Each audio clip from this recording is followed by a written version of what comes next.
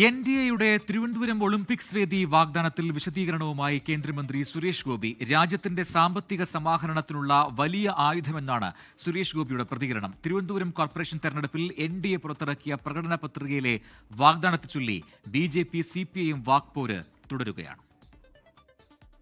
2036 ഇന്ത്യയിൽ നടക്കുന്ന ഒളിമ്പിക്സിന്റെ ഒരു വേദി കേന്ദ്ര സർക്കാരിനോട് അഭ്യർത്ഥിച്ച തിരുവനന്തപുരത്തേക്ക് എത്തിക്കുമെന്നായിരുന്നു കോർപ്പറേഷനിൽ NDA പുറത്തിറക്കിയ പ്രകടന പത്രികയിലെ വാഗ്ദാനങ്ങളിൽ ശ്രദ്ധേയം.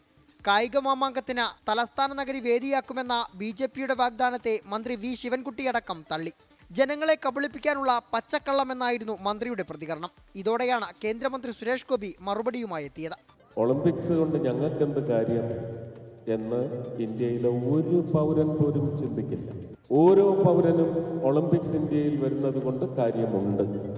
സജ്ജമല്ല, ഞങ്ങൾക്ക് സജ്ജമാക്കാൻ സാധിച്ചില്ല എന്ന് പറയുന്ന പ്രഖ്യാപനം കൂടി സംസ്ഥാന അധ്യക്ഷന്റെ സ്വപ്നത്തെ അവഹേളിച്ചുകൊണ്ട് ഇവിടുത്തെ ഒരു മന്ത്രി പറഞ്ഞിട്ടുണ്ടെങ്കിൽ നിങ്ങൾക്ക് അതിനെയാണ് മീറാൻ സാധിക്കേണ്ടത് ഇത്തവണ.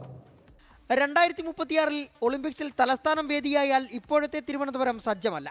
അത്തരത്തിൽ സജ്ജമാക്കുമെന്ന BJP സംസ്ഥാന അധ്യക്ഷൻ പറഞ്ഞതിനെ മന്ത്രി തള്ളിപ്പറഞ്ഞെങ്കിൽ അവർക്ക് അധികകാലം ഇവിടെ തുടരാൻ സാധിക്കില്ലെന്നും സുരേഷ് ഗോപി പറഞ്ഞു.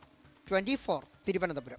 ലോകത്തെവിടെയായാലും ഏത് സമയത്തും 24 വാർത്തകളും ഓഗ്മെന്റഡ് റിയാലിറ്റി പാക്കേജുകളും എക്സ്പ്ലെയിനറുകളും വിശദമായി കാണാൻ ഞങ്ങളുടെ YouTube ചാനൽ നിങ്ങൾക്ക് സബ്സ്ക്രൈബ് ചെയ്യാം.